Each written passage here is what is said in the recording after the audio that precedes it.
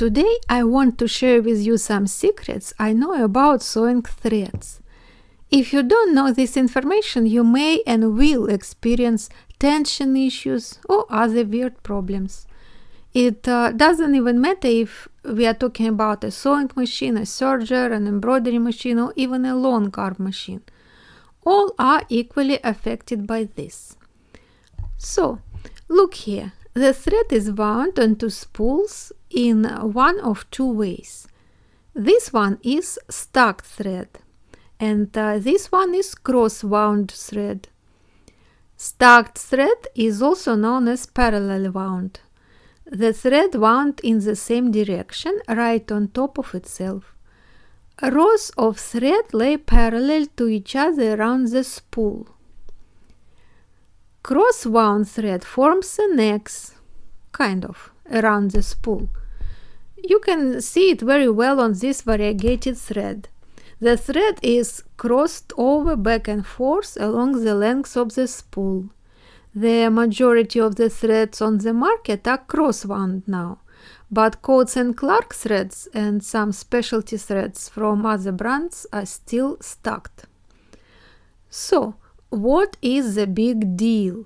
Why is it important to take this into the consideration? While you are here, I invite you to subscribe to my YouTube channel, Hberry Sewing Tutorials.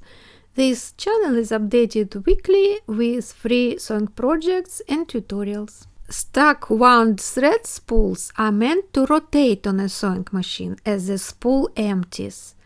A stuck wound spool should go on a vertical pin on a sewing machine. But not every vertical pin is good for it. Only the ones that don't have a pole for the thread to go up.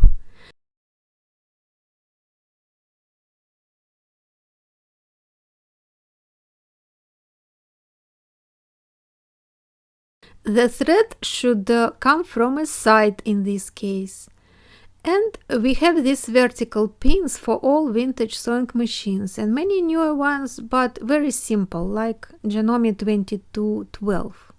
Note also, if you put it like this, the thread will not get caught in thread holder grooves. Some stuck spools have this for holding thread ends. Let's compare this with taking toilet paper off the roll. Try to take paper from the top. See, it doesn't go smoothly.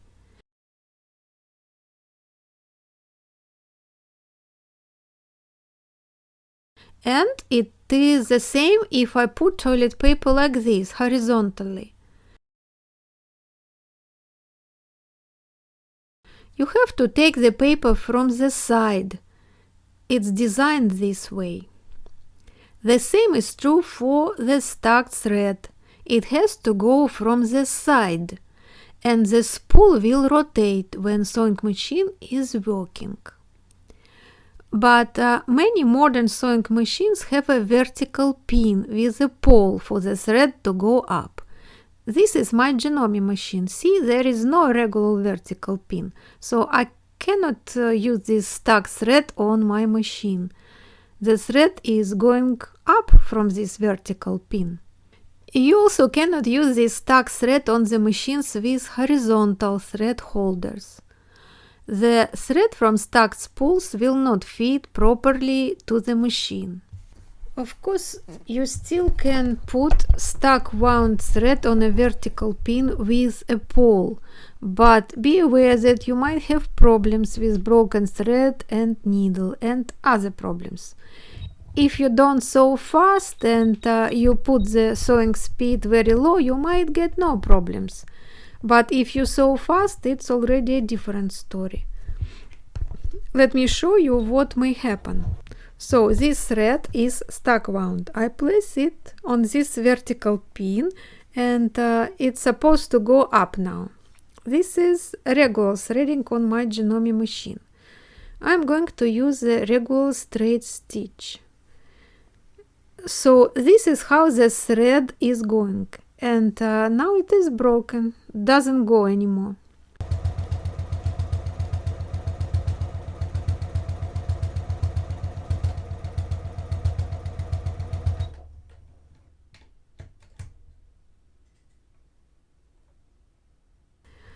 By the way, let me show you this thread.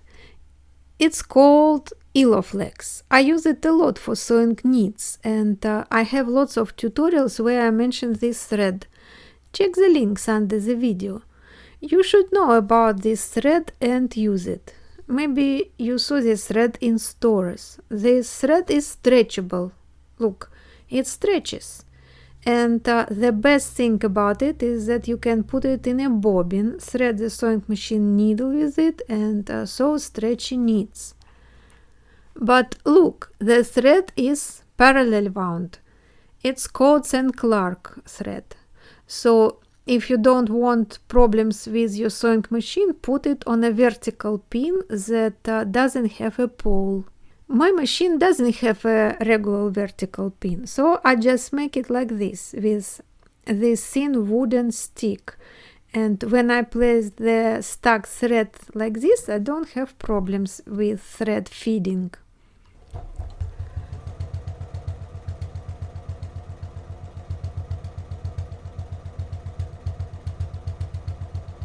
One more thing. Does it matter which way the thread goes on the vertical pin? This way or this way? Well, it does matter. Usually it should go this way, like this. Now let's talk about cross-wound threads. As I said before, the majority of the threads on the market are cross-wound now. Cross-wound thread is meant to come off the top if you put it on a vertical pin, or off the side if the pin is horizontal. Notice that the spool is not supposed to rotate in this case. So cross-wound thread works best if you place it on a horizontal spool pin or a vertical pin with a pole that allows for the thread to go up before going to a thread hook. This way the thread will pull away from the spool smoothly.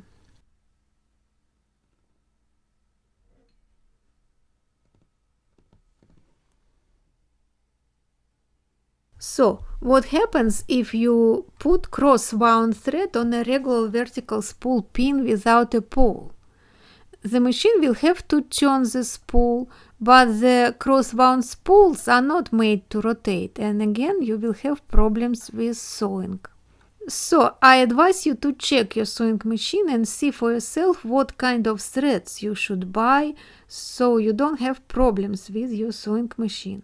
I know many people are just so upset that their sewing machine doesn't sew and they check everything, tension, needles, they go to a mechanic, everything is in order but the machine still doesn't work properly. Look at the thread you are using for your machine. Are they compatible? And in the end, something else I want to show you. Maybe you already know that, but I want to do it anyway. So, we need to keep our threads organized, right? Thread ends or thread tails, how to call them, has to be fixed so the thread doesn't unravel. Before they always made grooves in the spool to keep thread tails, but modern threads don't have it. Modern threads don't have it. What do they have instead? Look, Gutermann threads have this.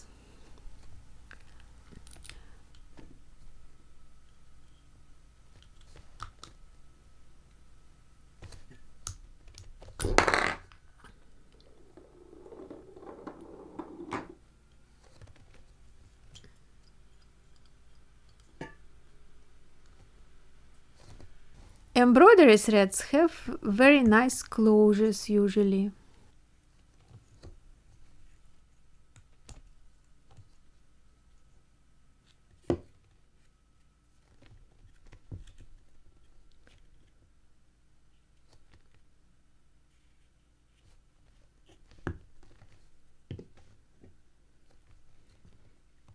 And some threads don't have anything. In this case I use just piece of scotch. Or now they made special thread holders like this.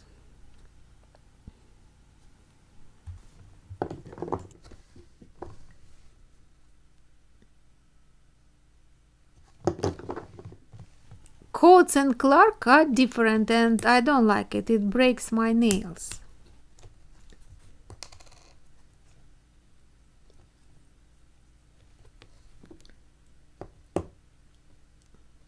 Thank you so much for joining me on this sewing tutorial, and once again I invite you to subscribe and take a look around at some of the other tutorials on my channel that might be useful to you.